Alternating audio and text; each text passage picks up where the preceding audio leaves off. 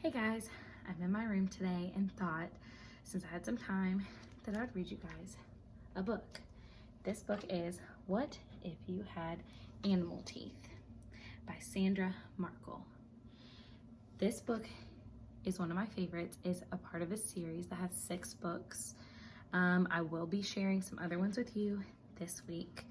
There are facts in this book, so it is nonfiction, as well as some silly things. As you can see, that's fiction.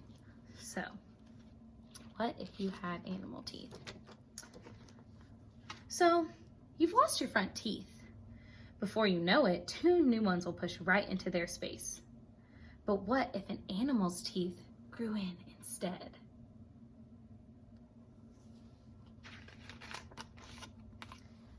Beaver. A beaver's front teeth are shaped like chisels and are very sharp. They're perfect for biting off bark and cutting down trees.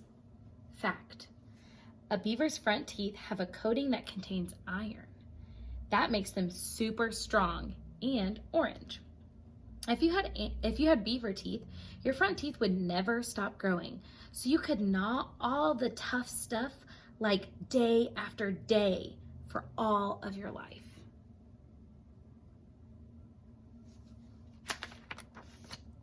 Great white shark.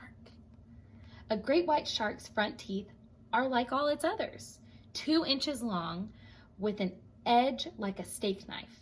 They're great for biting through super thick things like an elephant seal's skin. Fact: great white sharks get new teeth about every 100 days. That keeps their bite at its sharpest. If you had great white shark teeth, you'd never have to worry about losing a tooth. There'd always be a new tooth growing behind it, ready to slide into place, and there'd never be a gap in your bite.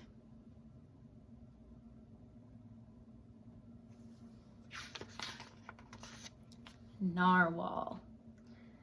A narwhal's front teeth do something quite strange. The right one stays small, but the left one grows longer and longer and longer to nearly 10 feet. Once it's that big, it has a new name. Instead of a tooth, it's called a tusk. Fact: a narwhal's front tooth grows right through its upper lip. So it grows through its lip because it's so long. What would you use your tusk for if you were a narwhal? Would you poke around to find fish or fight off your enemies? Or would you feel your way through the dark parts of the ocean? Even scientists wonder what a narwhal does with its tusk.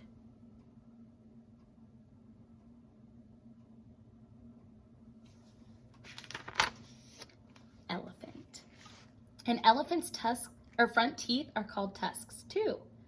A male's tusk grow between 5 and 7 inches longer each year of its life. The world record elephant tusk was more than 11 feet long. They're great for digging water holes and pulling up tree roots to munch. Fact: elephants are right-tusked or left-tusked, meaning they use one tusk more than the other. Kind of like when you write, you either write with your right hand or your left hand. An elephant is the same. It tends to use its right tusk or its left tusk.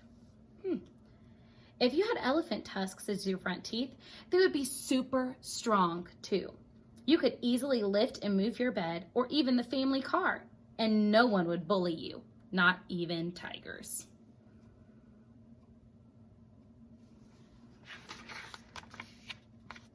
Rattlesnake. A rattlesnake's front teeth are called fangs. They're shaped like hooks, and the tips are like needles. They fold up like a pocket knife when the snake closes its mouth and snap forward when it opens wide.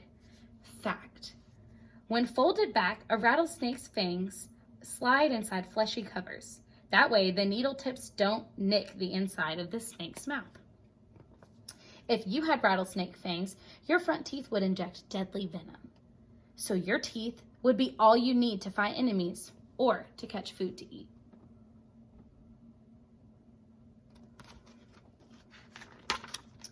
Naked mole rat. A naked mole rat's front teeth are shaped like shovels and are in front of its lip. So its teeth are in front of its lip. They're perfect for digging the family's tunnels without getting a mouthful of dirt. Fact: Like beavers, a naked mole rat's front teeth never stop growing. Biting hard roots and bulbs wear the teeth down so they don't get too long. If you had naked mole rat front teeth, you could move each tooth separately, to the left or to the right. They'd work just like chopsticks for picking up food, bite by bite.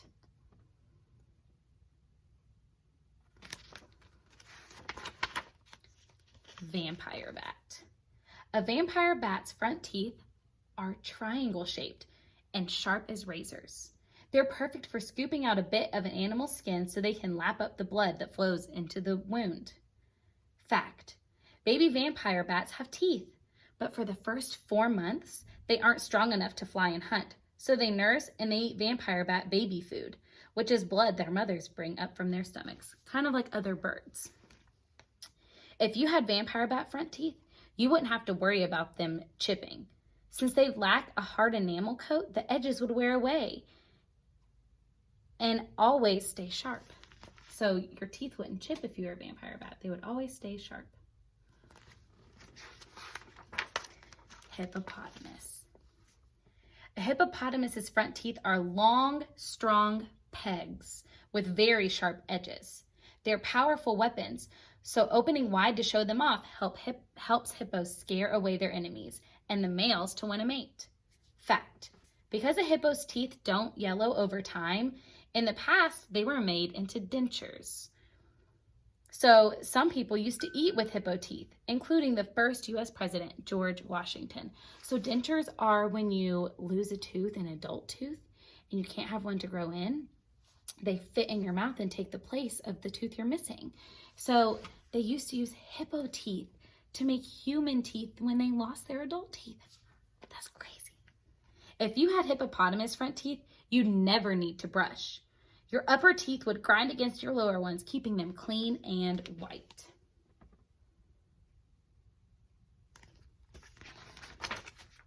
Bengal Tigers. A Bengal tiger's front teeth are a biting six-pack, 4 sharp pegs edged by twin pointed cones, set between its giant dagger-like canines.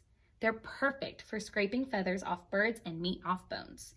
Fact: a mother tiger uses her front teeth to bite very gently as she picks up and moves her cubs.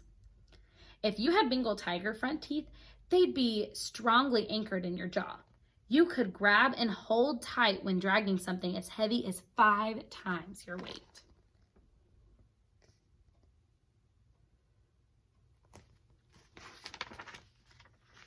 Crocodile. A crocodile's front teeth are all shaped like cones and have sharp tips. They bite well, but come out easily, and new ones grow in very slowly. So a crocodile's front teeth are always changing and are often different sizes. Fact: crocodiles don't clean their own teeth. They open their mouths for small birds called plovers to pick leftover food off their teeth. If you had crocodile front teeth, your teeth would stick out when you closed your mouth. You wouldn't need to open wide when you went to the dentist or gave a toothy grin. So make sure to look really close at this picture and you can see the bird cleaning out the crocodile's teeth. That's crazy.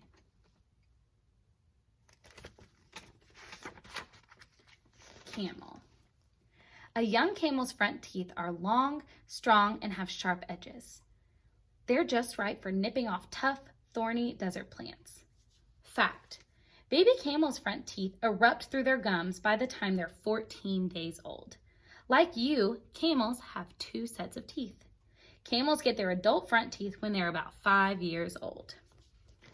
If you had camel front teeth and ate tough stuff 8 hours a day as camels do, by the time you were grown up, your front teeth would be no more than stubs. So that means your front teeth would be really small when you were an adult.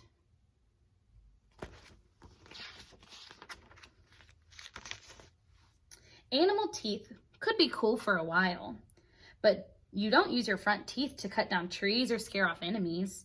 You don't need them to dig tunnels or bite really tough stuff, and you never lift the family car with your teeth, even for fun. So, what kind of front teeth are right for you?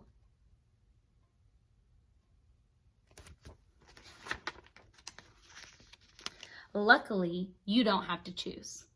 The teeth that replace those you lost will be people teeth. They'll be what you need to buy apples, carrots, and corn on the cob. Just what you need to help you talk. And best of all, to show off when you smile.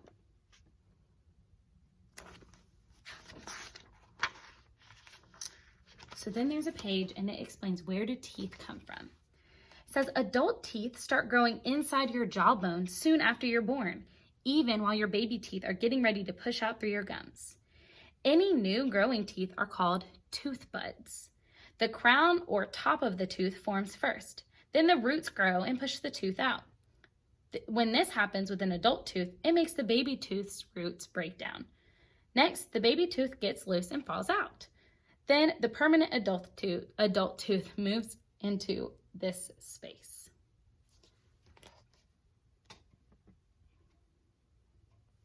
So as we read, we saw that different animals use their teeth to do different things. And those teeth are perfect for them. But we don't need animals' teeth to do the things that we do every day. We have teeth that are perfect for us. I hope you enjoyed this book. And if you're interested in more, I will have another one for you later this week. But there are also 5 other books in this series that are super interesting. I hope you have a great day. Bye.